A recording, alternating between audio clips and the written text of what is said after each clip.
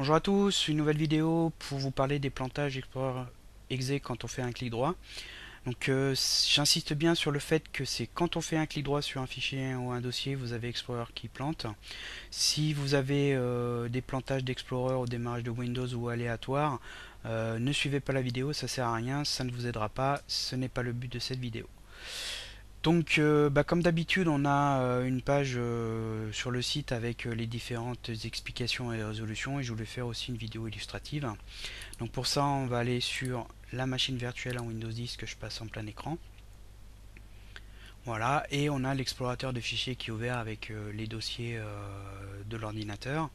Et on a les différents, ici un fichier log, et je vais faire un clic droit dessus où on retrouve les options habituelles du clic droit, hein, le menu déroulant avec ouvrir, renommer, supprimer le fichier, on peut créer un raccourci et les propriétés. Et on a une partie ici qui est personnalisée selon les applications qui sont installées sur l'ordinateur. Donc ici moi j'ai cette zip qui permet de créer une archive ou décompresser si je clique sur un zip, ou on peut ouvrir le fichier dans Notepad+, parce que j'ai Notepad+, qui est installé sur la machine virtuelle. Donc en fait, quand vous installez une application, cette application elle peut modifier le menu déroulant quand vous faites un clic droit pour mettre une option dedans pour effectuer une action avec cette application.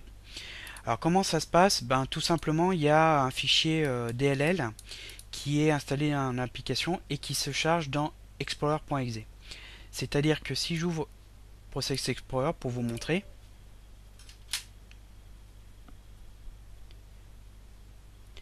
il va se lancer, voilà. Je vais faire un CTRL F pour faire une recherche sur le fichier setzip.dll.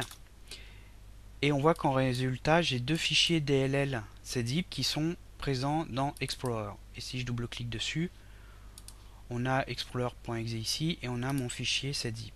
Donc ce setzip permet d'afficher le menu déroulant sur le clic droit.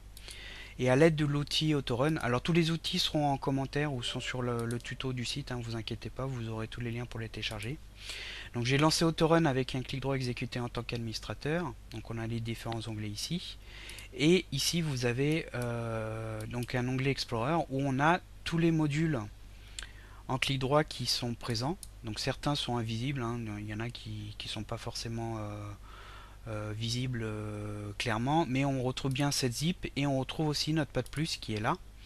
Et on a même aussi le Microsoft Security Client qui est en fait le Windows Defender qui est là, l'analyse. Et donc là vous allez voir, donc vous avez une coche devant pour le désactiver. Donc là je vais désactiver tous les 7 zips. Hop, hop, hop. Et maintenant quand on fait un clic droit, on n'a plus le 7 zip. Si je fais pareil sur le Notepad+, quand je fais un clic droit, je n'ai plus le Notepad+. Donc tout simplement, ça a déchargé la DLL dans explorer.exe et ça a désactivé le clic droit.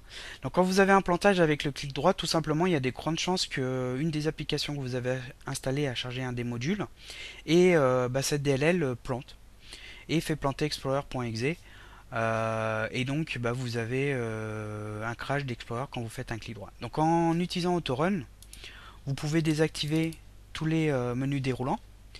Vous désactivez bien tout, vous faites un clic droit, vous regardez si le plantage continue. Si le plantage ne se reproduit pas, ça veut dire que vous avez bien des modules qui posent problème. À ce moment-là, vous les réactivez un par un, et à chaque fois vous faites un test avec un clic droit sur un fichier pour trouver le module coupable. Une fois que vous avez déterminé le module coupable, soit vous le laissez désactiver si vous ne voulez pas vous prendre la tête, soit si vous arrivez à déterminer l'application, donc vous avez souvent le nom ici qui vous permet, ou l'éditeur qui vous permet d'identifier l'application, vous pouvez faire une recherche sur Google.